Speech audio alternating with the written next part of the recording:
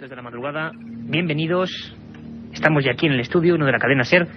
Hemos apagado todas las luces, nos hemos arremolinado junto a los micros. Está nuestro amigo Carlos Nicolás al frente del apartado técnico y comenzamos un programa lleno de sorpresas. Un equipo, como siempre, compuesto de Katia Rocha, Carlos Barroso, Carmen Porter y este que os habla, Iker Jiménez. Y me vais a permitir una cosa muy especial, que no solemos hacer casi nunca. No solemos personalizar las cosas, pero nos ha emocionado un comentario de Manuel Castro en su edición multimedia de la Asociación de Radioaficionados de Barcelona. Un magnífico trabajo que hacen mensualmente sobre un sinfín de temas y que en la edición correspondiente a estas fechas de Navidad pues tenían a bien hablar de este programa, hacer un estudio amplísimo sobre este programa. Solo te puedo decir, Manuel Castro, que pocas veces se han dicho cosas de ese tipo, para este tipo de radio, con ese tipo de calidad y sobre todo intentando llegar hondo. Ha sido una sorpresa auténtica, ha sido realmente bonito saber que hay gente, sobre todo los radioaficionados, con ese nivel de exigencia, que nos seguís y que tenéis ese criterio de nosotros. Ese es el mejor premio, no lo dudéis. Lo hacía Manuel Castro en esa edición multimedia de los radioaficionados de Barcelona, una auténtica sorpresa, un regalo de Reyes para este equipo.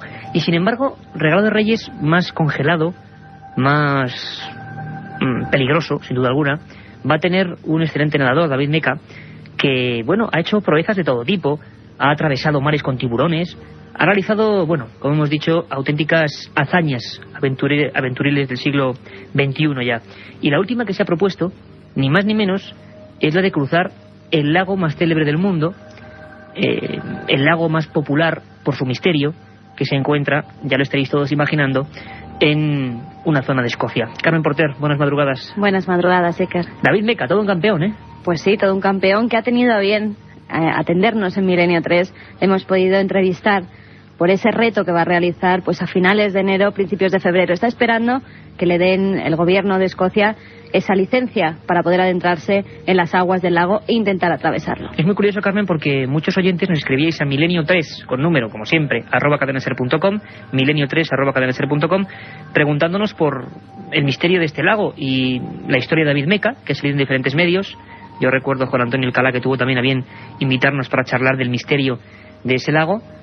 Bueno, pues les ha producido a mucha gente el interés por saber la verdad y la ficción. Tú has hablado con David hace bien poco, ¿verdad? Pues sí, esta misma noche le estábamos grabando. Le hemos grabado un poquito antes de comenzar Milenio 3 porque tiene que descansar, tiene que estar bien preparado. No son horas para él. No son horas para él. Es un deportista y como tal tiene que seguir un horario muy estricto y una comida también muy estricta, porque nos ha confesado que ha ganado 5 kilos y tiene que ganar otros 5 para aguantar esas bajas temperaturas que va a tener en el lago Ness, porque el lago Ness ahora mismo está helado, está completamente congelado. Bueno, pues vamos, si quieres, Carmen, ir escuchando las diferentes fases por las que David te ha ido confesando. Incluso en algunos momentos es muy interesante el temor a la historia del lago, porque será cierto, será incierto. Lo cierto es que, y valga la redundancia, durante muchos años, casi décadas, bueno, pues la policía escocesa incluso ha indagado en el asunto de un supuesto animal que muchos, bueno, califican de plesiosaurio, que desde luego debería estar científicamente extinguido hace mucho tiempo, pero que, al parecer, según ellos, aparece ahí, incluso atacado a personas. Carmen, ¿qué te ha ido contando David Meca? Pues lo primero que le hemos preguntado era que cómo se le ocurrió realizar este nuevo reto, y precisamente en un lago que lleva tanta historia, que tiene tanta leyenda. Y si queréis vamos a escuchar a David Meca, porque esto era lo que nos contestaba. Atraído por la leyenda o por las historias, hace tiempo que tenía en mente de intentar esta hazaña, ¿no?, este récord. Y así vino la cosa, pues un poquito el probarme cada vez un poquito más y conseguir pues retos que quizás nadie haya conseguido. David Meca con un nuevo reto, una nueva hazaña, un nuevo desafío, y que en un principio se consideraba muy escéptico en torno a la existencia de un presunto animal desconocido, pero que poco ha ido variando, ¿no? Ha ido hablando entre otros con nosotros, y yo creo que al pobre le hemos metido ideas en la cabeza, pero que desde luego para nada van a contrarrestar su fuerza. Yo le dije en una ocasión que él podía con el monstruo y con cualquier cosa de existir ¿no? Luego profundizaremos, nunca mejor dicho, en las aguas del lago Ness. Meteremos un micro de la serie y veremos cuál es la historia, la leyenda y la realidad. Carmen.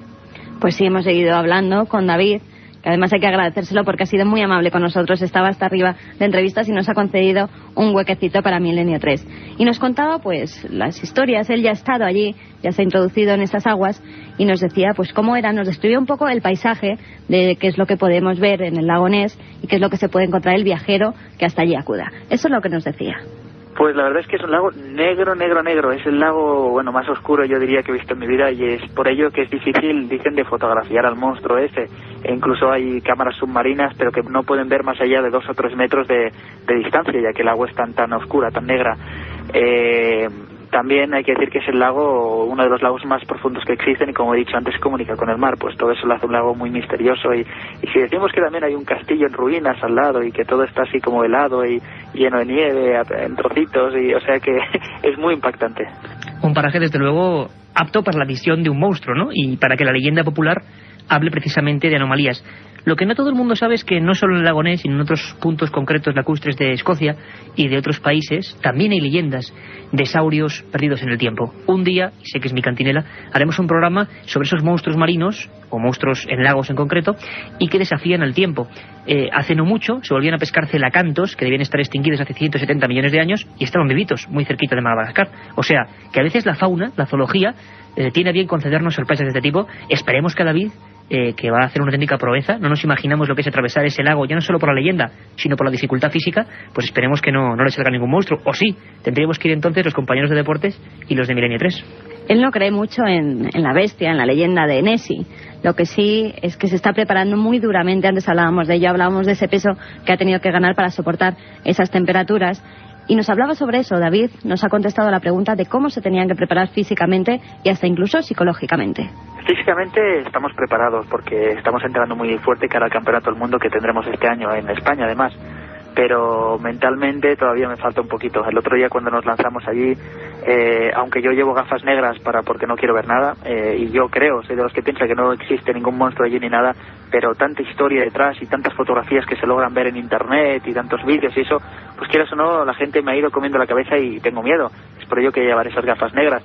Pero aparte de eso, pues unos kilitos de más, como tú bien dices, para poder resistir ese frío, porque está entre 0 y 1 grado centígrado. Hay trozos que están parcialmente helados y entonces eso va a suponer ganar pues quizás 5 kilitos más de los 5 que ya ha ganado. A mí me gustaría contarle incluso a David una leyenda que no le pude contar en su día, y es la del Kelipie. El Kelipie era un ser casi anfibio, que se parecía, va a sonar muy científico, pero de verdad que no son pretensiones, sino que bueno, que es así. Había un animal previo a los dinosaurios reptiloides, de anfibios, se llamaba Ichostega. Es uno de los primeros que salió del agua y empezó a caminar, y es muy curioso porque las antiguas tribus bárbaras que vivían en la zona de Escocia, la época de Braveheart, todos lo recordaréis, pues hablaban en sus leyendas del Kelipie, una especie de ese Ichostega, una especie de tritón gigantesco, muy muy gordo, muy ancho, que salía y comía a los niños. Bueno, pues esa es una leyenda que surge también del lago Ness y que quién sabe si tiene alguna relación con el primo hermano Nessie, con el primo hermano del plesiosaurio.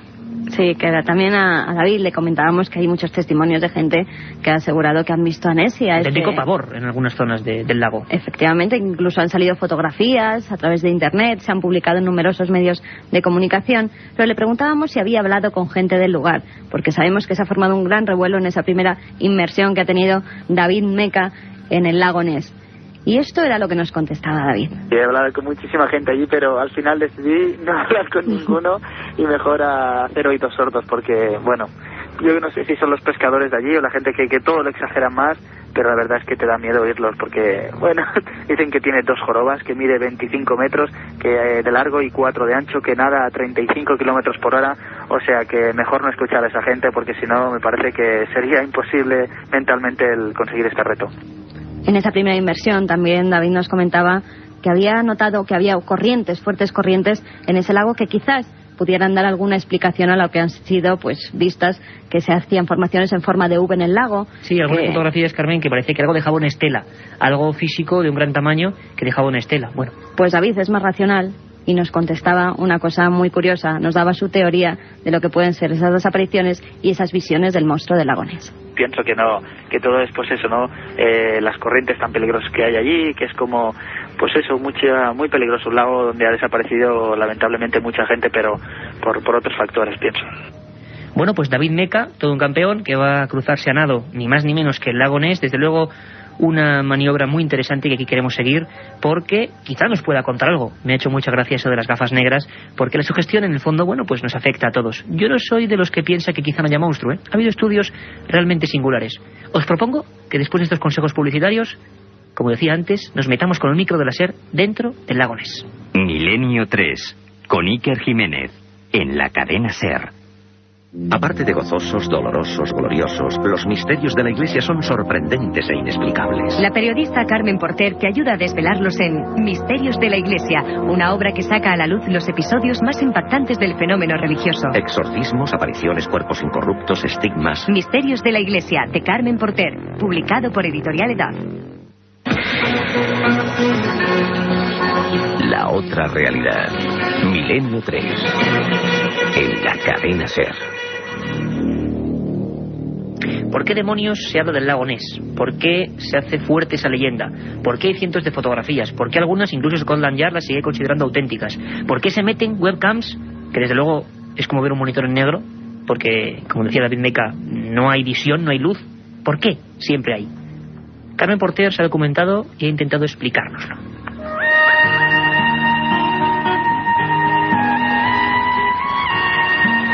Las leyendas acerca de monstruos marinos han atemorizado a la gente del mar desde la época de Aristóteles y Plinio, pero el mito más difundido ha sido el del ser que habita en el lago Ness, situado en el canal de Caledonia, en Escocia.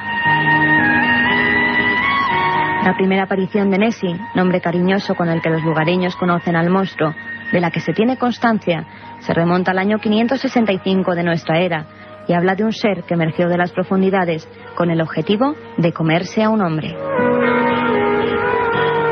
La única referencia que hay en torno a este caso es la de un misionero inglés afincado en Escocia, conocido como San Columbo. Este hombre escribió en su diario la vivencia que tuvo al asistir al funeral de un hombre que había resultado muerto por las dentelladas de una bestia marina que habitaba en el fondo.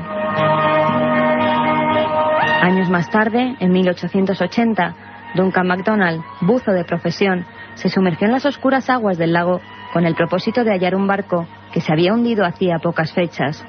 A los pocos minutos, el buceador comenzó a hacer señas para que sus compañeros le sacaran del agua. Según los testigos, el buceador estaba blanco y todo su cuerpo temblaba mientras gritaba que había visto a la bestia. Ya en 1933, el matrimonio McKay, dueños de un hotel a las orillas del lago Ness, denunció haber visto una criatura que ellos describieron como un engendro entre un elefante y una ballena. Después de este incidente, los avistamientos de Nessie comenzaron a ser cada vez más numerosos. En mayo de ese mismo año, Alex Campbell, alguacil del lugar, asegura haber observado una gran cabeza y un largo cuello saliendo de las aguas. 2 meses más tarde, George Spies y su esposa, que viajaban a la orilla del lago, vieron cómo salía el monstruo de entre los matorrales que bordean la carretera.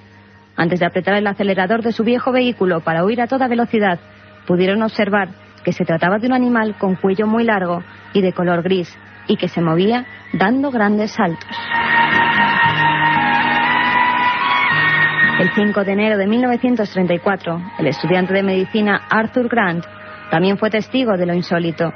Describió al bicho como un ser de cabeza pequeña, como de anguila, ojos ovalados, cuello muy largo y cuerpo enorme que se estrechaba hacia la cola. Grant declaró a los medios locales: como sé algo de historia natural, puedo decir que en mi vida he visto algo parecido a aquel animal. Parecía un híbrido, un cruce entre pleistosaurio y un miembro de la familia de las focas. El 8 de octubre de 1936, cerca de 50 personas, entre turistas y lugareños, vieron al ser durante algo más de 15 minutos. El animal se paseó cerca del castillo de Ucart, unas ruinas que hay sobre un promontorio que se interna en el lago. Todos coincidieron en describirlo con 2 jorobas y el cuello largo. Sea verdad o no la existencia de este mítico ser, lo cierto es que desde 1933 existe una ley en Escocia que prohíbe a cualquier persona o institución capturar o herir a la bestia. Milenio 3. Periodismo de lo desconocido. Hoy estamos a punto de... Bueno, no ya, inmersos, porque estamos aquí en la cadena SER hace muchas horas y pensamos que sigue siendo 5 de enero, pero realmente ya es un 6 de enero, ni más ni menos que estamos en plena madrugada, noche, definirlo como queráis, de Reyes. Una noche fascinante, llena de historias, llena de imaginación, llena de ilusiones. Y tal día como hoy, no solo llegaron los Reyes Magos, guiados por la estrella de Belén, otro misterio del que un día hablaremos, sino pasaron muchísimas más cosas, Carmen Porter. Pues sí, que tal día como hoy, un 6 de enero, en 1119, Alfonso I, el batallador, rey de Aragón, conquista Zaragoza a los árabes. En 1412 nace Juana de Arco, heroína francesa que salvó a su país de la dominación inglesa. 1494, Cristóbal Colón funda la Isabela, primera población española en América. 2 años más tarde, en 1496, la Alhambra es entregada a los cristianos. Nos vamos hasta 1854. Nace Sherlock Holmes, según siempre, Arthur Conan Doyle. En 1942 comienzan en el campo de concentración de Buchenwald los primeros experimentos con seres humanos sobre el tifus exantemático. En 1945 las tropas soviéticas ocupan el campo de concentración de Auschwitz, Polonia, liberando a más de 5.000 presos. Ese mismo año se produce la concesión del primer premio Nadal a Carmen Laforet por su novela Nada. Y ya en 1968 se lanza la nave espacial Surveyor 7. Un sinfín de cosas, como decimos siempre, de minúsculos pero importantes archivos en el gran disco duro del tiempo. Algunas de ellas, todas esas cosas casi dignas de no recordar, pero que son parte de nuestro tiempo y del ser humano, como la ocupación nazi y demás, tienen mucho de conspiración, ¿verdad? Tienen mucho de poderes ocultos que no controlamos. ¿Sabéis que siempre hay un personaje, también oculto, a veces junto a un vaso de whisky, a veces en una especie de pequeña covacha rellena de libros, de informes, solo para privilegiados como él, vetados al resto de los humanos, pero privilegiados como él realmente, que saben sacar toda su esencia? Ese personaje no es otro que Santiago Camacho, un hombre que ha hecho de la conspiración su auténtica vida, y un hombre que últimamente parece que se está metiendo a fondo en el asunto de la guerra biológica, ni más ni menos. Hay mucha tela que cortar. De momento nos habla de cómo se fundó esa manía de matarnos los unos a los otros utilizando la guerra química. Vamos a escucharle.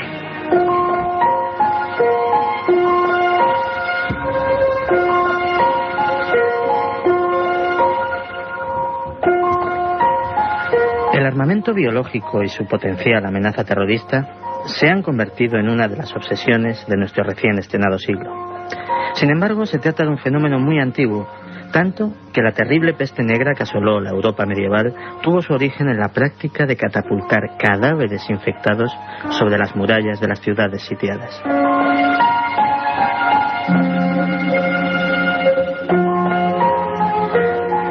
Este tipo de armas no alcanzó un desarrollo importante hasta la Segunda Guerra Mundial, cuando el japonés Shiro Ishii se dedicó a investigar sobre el tema, inoculando a miles de prisioneros con las más variadas enfermedades, diseccionando sus cuerpos cuando aún se encontraban vivos y sin emplear anestesia alguna.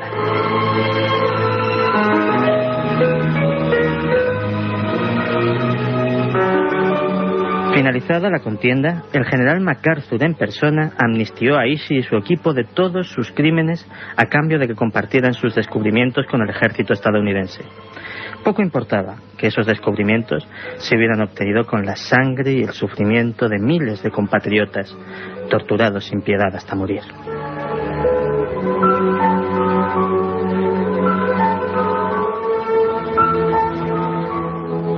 Los estadounidenses no tardaron en aplicar estos hallazgos durante la Guerra de Corea, donde comenzaron a darse inexplicables brotes epidémicos de las más diversas patologías, siempre después de la pasada rasante de algún avión que parecía rociar la zona con una suerte de extraño líquido.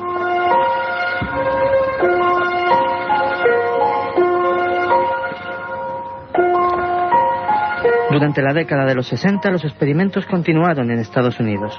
Para estudiar los patrones de dispersión de los agentes patógenos, se diseminaron bacterias en el sistema de ventilación del metro de Nueva York y hasta en el mismísimo Pentágono. En San Francisco, de hecho, hubo incluso víctimas mortales a causa de estas prácticas.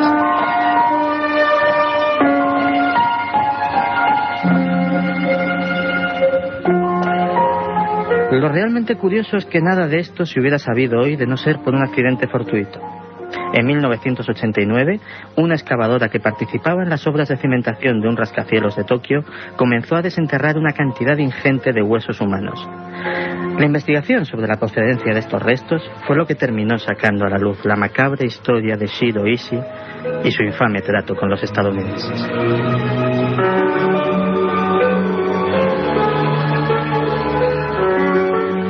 Milenio 3, con Iker Jiménez, en la cadena SER.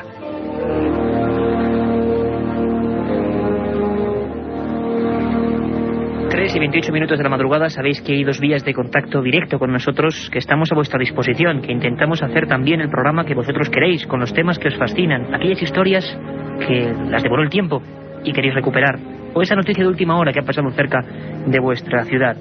Nosotros, todo el equipo, hacemos caso a cada uno de los mails que nos llegan a milenio3@cadenaser.com, milenio3@cadenaser.com, y también ese contestador 915324532, 915324532. Milenio 3 lo hacéis también, por supuesto, vosotros. Caramba con Shiro Ito, menudo personaje siniestro y casi diabólico. Un accidente, como pasa muchas veces, resuelve y desvela una historia oculta en esas conspiraciones extrañas de las que Santi Camacho nos trae buena cuenta cada semana, cada madrugada, cada segunda edición, porque sabéis que la primera siempre es de 10:30 a 11. Y ahora llega un momento de placidez, un momento que si estáis de viaje, si estáis en la cama, si estáis en el trabajo, si estáis en guardia en algún lugar, vigilando personas, vigilando enseres, bueno, siempre es interesante, y nos lo pedís mucho, anotar algunas referencias bibliográficas. Sabéis que siempre elegimos en nuestra biblioteca un libro moderno y un libro antiguo, algo que consideramos digno de ser conocido.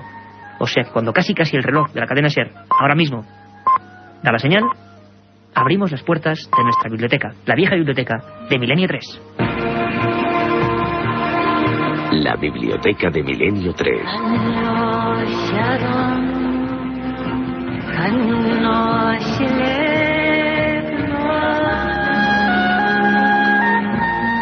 Y veo aquí a Carmen Porter con un libro pequeño en tamaño, pero grande en conocimientos, y además es un buen amigo. Sí, de un gran amigo, de Javier Sierra, y la editorial es De Bolsillo. Es un libro que se publicó ya hace algunos años, pero que ha sido reeditado ahora en bolsillo, y es nada más y nada menos que En busca de la Edad de Oro. De su libro, Javier Sierra nos dice: este es un libro muy especial para mí. Fue gestado entre viaje y viaje, a pie de escalerilla de avión, repasando antiguos reportajes y cuadernos de notas que llevaban años aguardando a ser resucitados y completados, y que ahora han cumplido eficazmente su función, ayudándome a revivir momentos intensos de mi trayectoria de investigación tras los misterios del pasado. Pues como bien dice Javier Sierra, se trata de un libro que hace un recorrido por aquellas obras, personajes y cosas que de alguna forma Iker no pertenecían a su tiempo. En uno de los capítulos, Javier, por ejemplo, se pregunta: ¿un Sputnik en el año 1600? Sí, recuerdo perfectamente, le estoy viendo ahora mismo, casi ojeando entre las páginas, aquella imagen. Tantos y tantos objetos que parece que salen del tiempo, ¿no? Pues Javier ha investigado y ha estado en esos lugares para darnos la última hora en torno a estas cosas que no encajan, que están fuera de lugar y que además parece que, bueno, que indican que quizás hubo conocimientos que se han perdido por completo. También en el libro nos relata cómo llegó hasta el mapa de Piri Reis, que se encuentra en Estambul, y los misterios que hay en torno a él, o cómo en un templo de Egipto se encontró, concretamente en el templo de Dendera, se encontró con un relieve en el que hay esculpidas pues 2 bombillas que son casi perfectas, y que tú también, Iker, y yo hemos podido ver y comprobar que así es. Las extrañas bombillas de Dendera. Javier también se acerca a la misteriosa vida y obra de personajes como Julio Verne o como la mística María Jesús de Ágreda. Y para terminar volvemos a rescatar unas palabras del autor que nos dice: a poco que investiguemos más allá de la estricta ortodoxia, mucho de lo que apreciamos de la vida de nuestros antepasados demuestra que tenían en su poder conocimientos científicos sorprendentes. Tanta habilidad y sabiduría hacen creíble la hipótesis de una edad de oro, remota, de la que hemos perdido toda memoria histórica.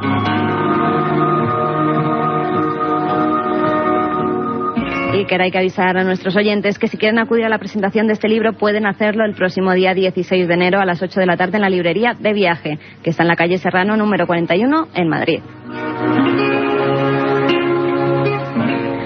Pues una cita importante y un libro realmente aconsejable, La Edad de Oro. Yo tengo en mis manos otro que en el fondo también buscaba cierta Edad de Oro. Tiene ni más ni menos ya que 28 años, casi como el que esto suscribe. Antonio Rivera, Operación Rapa Nui y un inmenso Moai de la isla de Pascua mirándonos desafiante desde la portada. Una editorial clásica donde las haya, Pomaire, a la que le debemos la introducción de algunos de los primeros y herejes libros sobre los misterios. Antonio Rivera, un día hablaremos mucho y profundo de él, nos dejó hace bien poquito. Un maestro, a su manera, un hombre que no solo realizó investigaciones, sino que tradujo algunas de las más importantes que venían sobre todo de Francia e Inglaterra. En el año 75, una serie de personas de Cataluña se juntan, se lían la manta a la cabeza y se van hasta Rapa Nui, la isla de Pascua, el lugar más lejano de la Tierra, en mitad de nada, en mitad de unas aguas profundas, cristalinas, y que según ellos, expertos submarinistas además, Antonio Rivera a la cabeza, creía que podían guardar el misterio de cómo se construyeron esos moais, cómo se alzaron y quién, en todo caso, les ayudó. Nos hablaban de esa terrible isla de Pascua convertida en hacinamiento de leprosos, isla de Pascua, motivo y lugar, enclave de batallas sangrientas, de peleas entre enclaves y razas. Este libro de Pomaire, no lo olvidéis, Operación Rapa Nui, fue el legado histórico de una serie de aventureros, los primeros que atravesaron el mundo para llegar hasta allí, los primeros españoles que llegaron hasta allí, dispuestos a no solo hablar de los temas arqueológicos, sino también de las tradiciones, de los misterios auténticos, de las, por ejemplo, enigmáticas apariciones que se aparecían siempre a los pascuenses. Absolutamente recomendable las dos obras de hoy, Operación Rapa Nui, Antonio Rivera, 1975, una joya en librerías de viejo. Si la encontráis, no lo dudéis, y En busca de la Edad de Oro, de Javier Sierra. Un tema, una historia relajante, los libros, sabemos que están en ellos el conocimiento, que no dejéis pasar la oportunidad. Solo hay dos tipos de personas, los que aman los libros y los que no los aman, no os quepa la menor duda. Pero, como en Milenio 3 es una especie de...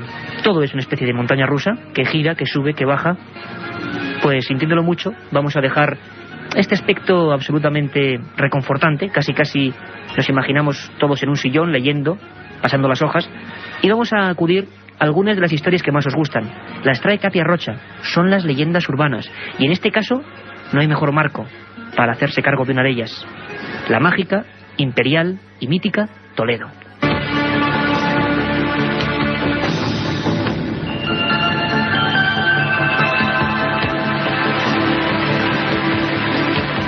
Esta leyenda sucedió, ¿no?, hace algo más de medio siglo en una ciudad de Toledo, Talavera. Hasta hace no mucho tiempo, justo antes de construir la avenida de la Real Fábrica de Sedas o Ronda Sur, existían las ruinas de un viejo caserón en la zona de Entre Torres. Este caserón fue utilizado durante la posguerra y hasta bien entrados los años 50 como prostíbulo. La casa era regida por un hombre llamado Carlos, el cual iba siempre vestido de blanco. Llevaba un sombrero de ala ancha y corbatas de lo más extravagantes. A pesar de que todo el mundo conocía la dedicación de ese lugar, Carlos era un hombre bien acogido por la sociedad y sus negocios, si bien no estaban bien vistos, se toleraban por parte de las autoridades. Al parecer, una noche de 1951, una de las prostitutas que ejercían su labor en la casa apareció muerta en su cama con una puñalada en el vientre. La policía y la Guardia Civil, después de realizar sus investigaciones, concluyeron en que se trataba de un hecho muy extraño. Nadie oyó los gritos de la mujer mientras era asesinada. En sus manos había heridas producidas por la hoja del cuchillo y todo aparentaba como si hubiera sido ella misma la que se lo hubiera clavado.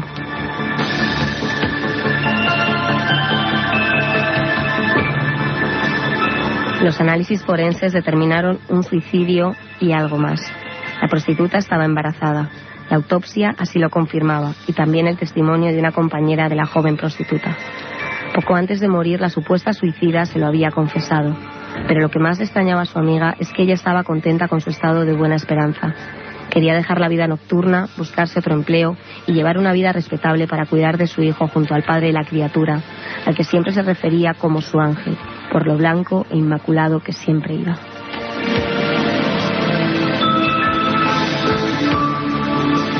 Dos años después todo parecía haberse olvidado, aunque la habitación donde murió la joven no volvió a ser utilizada. Carlos, el amo del local, mandó cerrar con llave la habitación y nadie entró allí durante varios meses. En verano de 1953, una mujer de unos 30 años llegó al prostíbulo. Como aquella noche de mercado todo estaba lleno, Carlos no tuvo más remedio que alojarla en la habitación de la pobre prostituta muerta 2 años antes. Cuando abrieron la puerta, la sorpresa y el pánico aterrorizaron a ambas personas. En las paredes alguien había dibujado caras con terribles lamentos. También había cruces y animales como lechuzas, gatos y ratones. Lo más escalofriante eran unas letras que decían: tu traje blanco está manchado con el rojo de mi sangre y de la sangre del fruto de mi vientre.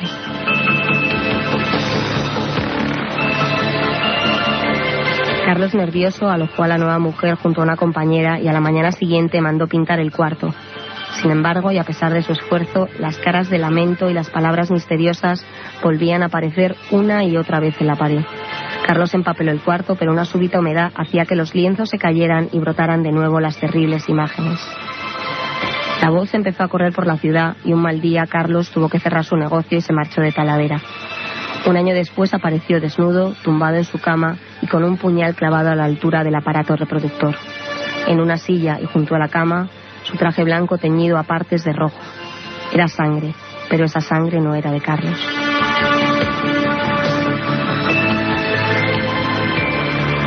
Desde entonces la casa permaneció en ruinas hasta aproximadamente 1994, en la que fue derrumbada para hacer una avenida. Dicen que por las noches, en el segundo piso del portal número 16 de esa avenida, se escuchan los lamentos de una mujer que llora y susurra canciones de cuna. La otra realidad. Milenio 3. En la cadena SER. Las historias de Katia Rocha no sabemos con qué porcentaje de ficción y de verdad, como todas las leyendas urbanas, siempre tienen algo de realidad que las fundamenta y que les da su propio génesis. Historias alucinantes y auténticas. Historias como las que mañana vamos a contar. No lo olvidéis. Mañana, día especial, Día de Reyes, de 10 a 11 de la noche. Os aseguro, y se me ponen los pelos de punta al recordarlo, hay una historia digna de ser escuchada. Una de las más extrañas ocurridas en Latinoamérica a lo largo del siglo XX. Protagonista, una patrulla militar chilena que se enfrentó al misterio. Una patrulla que por orden misma de Pinochet tuvo que callar. Mañana empiezan a romper su silencio. ¿Cómo silencio queremos romper en torno a otro libro? El protagonista vuelve a ser un libro y una obra y un hombre. Es la pregunta del oyente. Nos la preguntaban vía milenio3@cadenaser.com hace bien poquito, ¿verdad, Carmen? Sí, era Javier Alcántara el que nos decía: hola Iker, soy Javier, un oyente habitual de tu programa. El motivo de este mail es pedir información sobre la teoría de Jesús de Nazaret y su vida en Cachemira. Recibe un cordial saludo para el programa y todos los componentes. Los mejores deseos para el nuevo año. Pues bueno, también los mejores deseos para Javier. Por supuesto, Carmen. Además sabéis que hay una posibilidad de preguntar vuestros temas, historias, personajes, objetos, lo que queráis en torno al misterio y a lo desconocido, que es muy amplio. Nosotros siempre intentaremos responderos. Pregunta por una teoría que se fundamentó sobre todo en una persona ya fallecida, y de la que ya se empieza a olvidar demasiado deprisa. La hemos recuperado en este reportaje de Respondemos al oyente.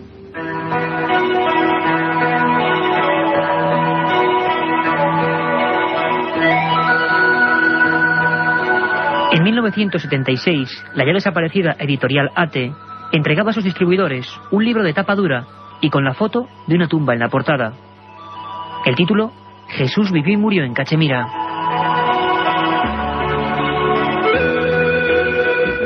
Catalán y alemán al mismo tiempo, hijo de un célebre pintor de la vanguardia abstracta, Andreas Faber-Kaiser viajó durante meses para realizar aquel trabajo que se convirtió en uno de los 10 más vendidos en España. La obra de Andreas, tras penetrar en la complicada zona india de Cachemira, exponía la documentada posibilidad de que Jesús no muriese en la cruz, sino que tras las profundas heridas ejercidas en el monte del Calvario, fuera trasladado y conducido oculto hasta aquellas lejanas tierras. Según el escritor, tras unos años ejerciendo su doctrina, murió en la ciudad de Srinagar. Basándose en la gran cantidad de material de tradición oral sobre la presencia de un ser llamado Isa, que hablaba por la boca de Dios y que se adecúa sorprendentemente a las características físicas y al tiempo de Jesús de Nazaret, Faber-Kaiser trazó las líneas maestras de una teoría que le provocó no pocos enemigos en todo el mundo. El largo viaje efectuado con su esposa Mercedes Castellanos fue el primer paso para dar a conocer la gran tradición remota existente en la India en torno a aquel ser, aquel hombre divino que fue venerado hasta el día de su muerte en una tumba conocida como el Rozabal. Una tumba que aparecía por vez primera en la portada de aquel libro. Agotada en pocas semanas, la obra de aquel reportero y director de la mítica publicación Mundo Desconocido provocó reacciones durísimas. En los sectores más conservadores de la Iglesia, la discrepancia ante lo narrado por Faber generó debates periodísticos e incluso programas de televisión. Las contrarréplicas llegaron al punto de que hubo libros titulados Jesús y la estafa de Cachemira, que por fortuna o por desgracia nunca alcanzaron la relevancia del anterior. A principios de 1977, algunos periódicos franceses destacaban este libro como ejemplo del giro aperturista de la transición a la democracia española. Al mismo tiempo, y al lado opuesto de las reacciones, el cardenal de Bombay, Gracias Valerian, manifestaba públicamente su miedo a que Faber hiciese públicos ciertos datos. Paradojas de la historia. Mientras el ya desaparecido Andrés Faber-Kaiser era acusado de integrista musulmán o de ser incluso pagado bajo manga por el movimiento fundamentalista de los Ahmadiyas, aquellas 300 páginas vivían en su edad de oro y se publicaban en Alemania, Suiza, Francia, Noruega, Inglaterra y la India.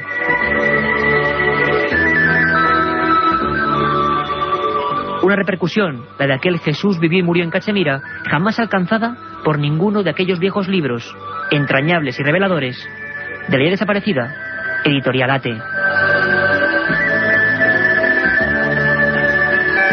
Un programa que se sumerge en el otro lado de la realidad. Milenio 3, con Iker Jiménez y todo su equipo en la SER.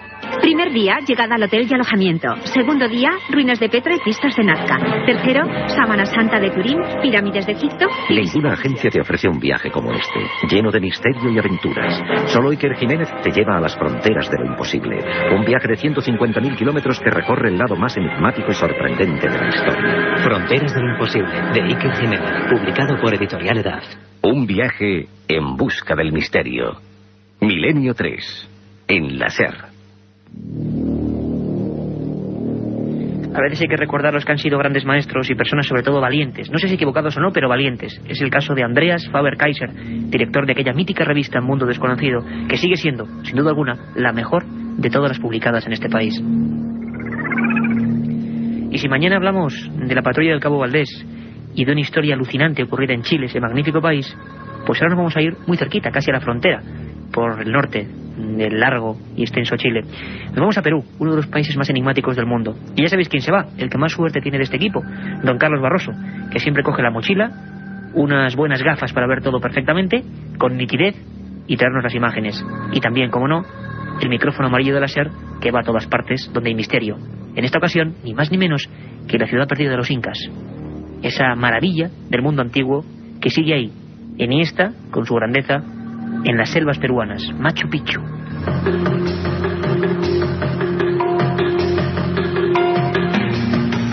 Rumbo al misterio.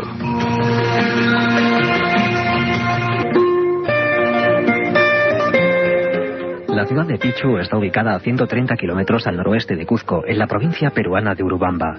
El enclave, probablemente habitado por los incas desde finales del siglo XV hasta mediados del siglo XVI, está rodeado de misterio por los cuatro costados. Todavía no se sabe con exactitud la finalidad para la que fue construida. Situada en la cima de una montaña, Machu Picchu se encuentra a más de 2.700 metros de altura. Nadie sabe cómo se las arreglaron los quechuas para transportar hasta allí los grandes bloques de piedra que emplearon en su construcción. En realidad, todo el complejo constituye un lugar majestuoso, impresionante y realizado con una gran habilidad arquitectónica. Desde ese lugar, perdido en medio de selvas y precipicios, Machu Picchu sigue desafiando al tiempo desde las alturas.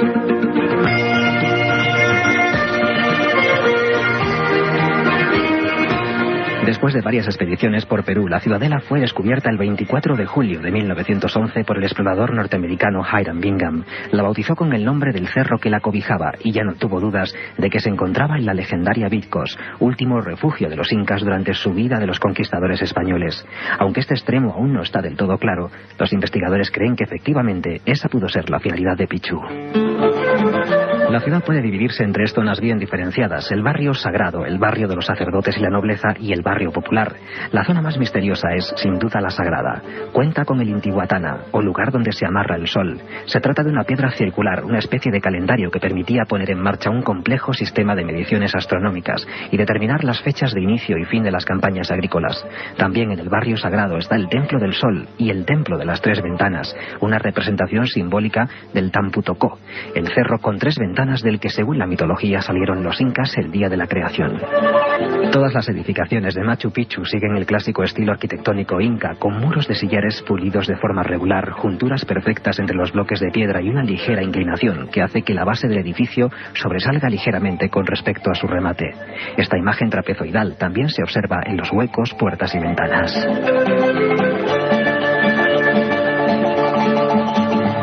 Picchu también es conocida como la ciudad de los andenes, las escalinatas y las fuentes de agua. Hay más de 100 escaleras, algunas con más de 100 peldaños. En muchos casos, las pequeñas escalinatas de 8 o 10 peldaños han sido esculpidas íntegramente en un solo bloque de roca de granito.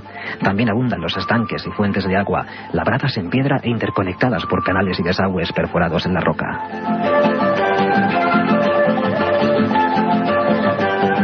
Picchu es una yacta, ciudades burocráticas donde residían los administradores incas y todos sus funcionarios, sirvientes y artesanos. No obstante, fue construida en un lugar recóndito e inexpugnable para jugar un papel especial: ser el refugio y morada de lo más selecto de la aristocracia en caso de un ataque por sorpresa. Los caminos que conducían a Picchu estaban prohibidos para la ciudadanía en general y su ubicación era un secreto militar. Los estudios revelan que pudo servir efectivamente como fortaleza después de la conquista española de Cuzco, capital del Imperio Inca, en 1532, en especial para las saquias, mujeres escogidas para servir al dios Sol. Tras la captura del último Inca rebelde, Tupac Amaru, debió de ser abandonada, pues ya no había razón para seguir viviendo en ella.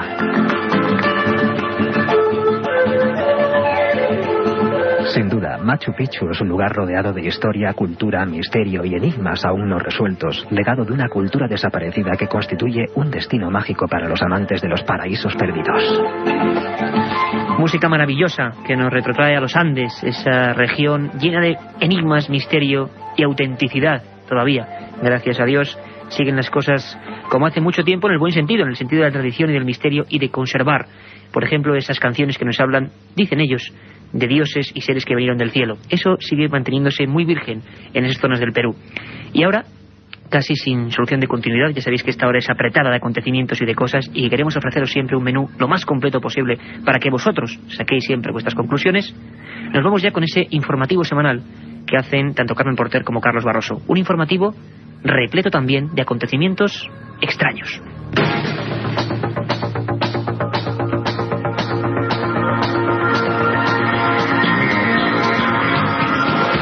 Parece que Eva ha llegado a Estados Unidos. ¿Y quién es Eva? Pues se trata de la recién nacida más misteriosa de todos los tiempos. Todo el mundo habla de ella, pero nadie la ha visto, nadie sabe cómo es, y lo que es peor, nadie sabe a ciencia cierta si existe realmente. Eva es, según la empresa Clonaid, fundada por la secta religiosa de los raelianos, el primer bebé clonado que ha nacido en el mundo. Es hija y réplica de una mujer estadounidense de 31 años. Eva nació por cesárea, aunque se desconoce en qué país del mundo, quién es su madre y en qué ciudad norteamericana se van a realizar las pruebas de ADN que supuestamente deben confirmar la veracidad de la clonación. Enseguida vamos con ello. Antes, como siempre, el avance de otras noticias con Carmen Porter.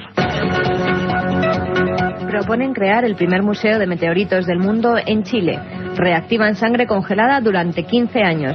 Representantes de 7 religiones conquistan el Everest. Dicen que Eva ya está en Estados Unidos. Dicen que es el primer bebé clonado de la historia, que ha nacido por cesárea. No se sabe exactamente dónde. El problema de todo esto es no solo el debate que ha generado la posibilidad de que sea cierto, sino los autores de tal experimento, una empresa fundada por la secta de los raelianos que defiende que el mundo lo crearon los extraterrestres hace 25.000 años. Según Clonaid, la niña Eva fue producida mediante la extracción del núcleo de un óvulo no fertilizado y el injerto de material genético de otra célula de su madre. Posteriormente, los científicos dicen haber estimulado la multiplicación de las células mediante un baño químico o un choque eléctrico. Se desconoce en qué país fuera de Estados Unidos nació la niña, quién es su madre, a qué ciudad de este país llegará y qué pasará si las pruebas de ADN confirman la veracidad de esta clonación humana. Lo cierto es que el nacimiento de Eva ha desatado un debate ético dentro y fuera del gobierno de Estados Unidos. Un grupo de paleontólogos alemanes y mexicanos ha descubierto al noroeste de México un ejemplar casi completo de un pliosaurio, un reptil marino que vivió hace 150 millones millones de años. Está considerado como el mayor de la familia de los saurios. Según el equipo de paleontólogos del Museo de Ciencias Naturales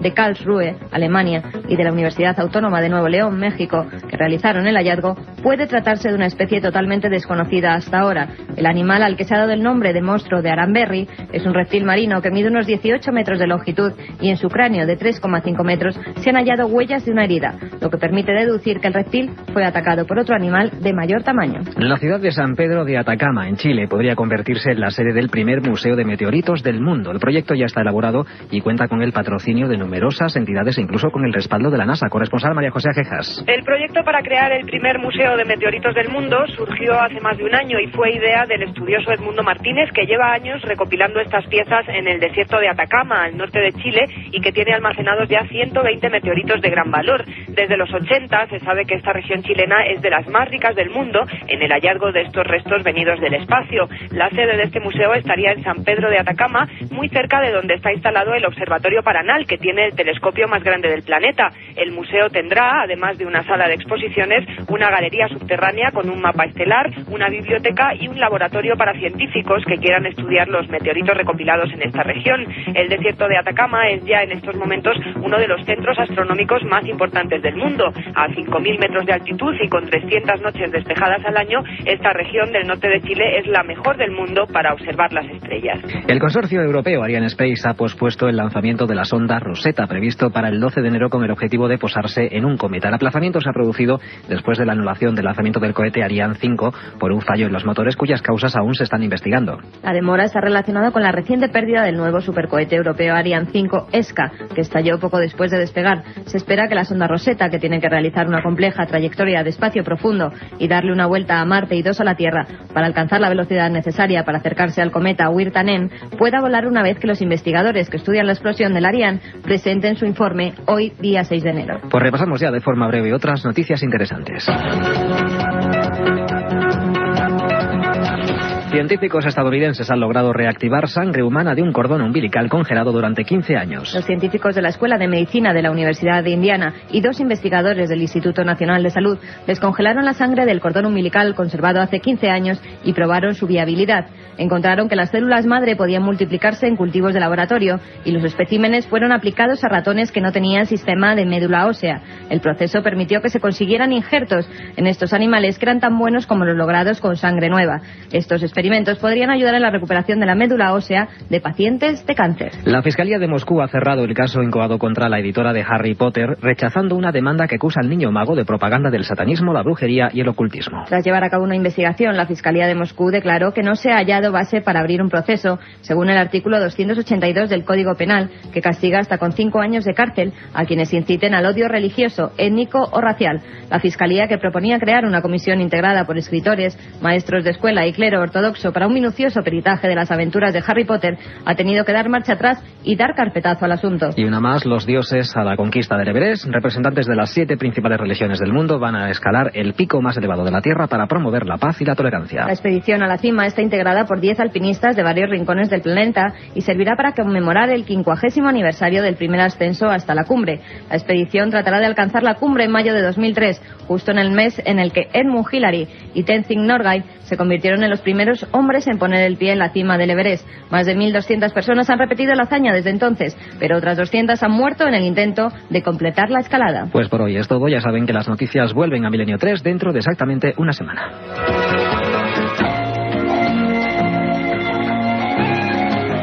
Un informativo repleto de noticias que no se suelen contar en todos los lados. Carmen Porter, muy rápido algunos mensajes porque estamos viendo a recibir informaciones en tiempo real de Chile, precisamente. Pues sí, dar las gracias a gente como Roy Cerich o Ernesto Escobar Peña que nos escriben desde Chile, algunos de ellos miembros de Omnivisión Chile. Un saludo desde aquí y que no se pierdan mañana el programa que tenemos dedicado a un caso de su país. Mañana el gran misterio de su país después de 25 años. Rápidamente, Fran Moreno nos dice que nos felicita por el programa y que querría saber algo sobre el documento de Voynich. Bueno, el mapa de Voynich va a ser un tema alucinante que toquemos cuando hablemos de libros malditos, libros condenados, papiros con informaciones poco correctas en su época. Hay un lugar ahora donde podéis ir, como siempre en todo este programa, ikerjimenez.com, www.ikerjimenez.com. Están todos los programas de Milenio 3 y está además un reportaje extensísimo sobre el manuscrito Voynich con imágenes de él. Juan Oliver, nos impone, tema que tenéis que tratar en Milenio 3. Está bien. Es el tercer secreto de Fátima, uno de los mayores fraudes en la historia de la Iglesia. Bueno, fraude o no, eso ya no lo sabemos, pero desde luego lo trataremos. Con el misterio de Fátima también por completo, porque realmente, bueno, merece la pena. Y hay mucha gente, ¿verdad, Carmen?, que nos pregunta por crímenes españoles, que les gustó mucho la historia de Puerto Urraco. Hombre, gustarles no es quizá la palabra correcta, pero desde luego es una introspección en la mente humana, en hasta dónde puede llegar esta cosa que tenemos dentro del cráneo. Nos preguntan por el Casia, ¿verdad? Han salido 3 libros hablando de 3 cosas totalmente distintas. Bueno, vamos a hacerlo con mucha corrección y como somos nosotros, periodistas, para que vosotros opinéis. Nos vemos mañana, de 10 a 11. No os lo perdáis, de verdad. Todo un equipo dispuesto a daros lo mejor. Un abrazo fuerte.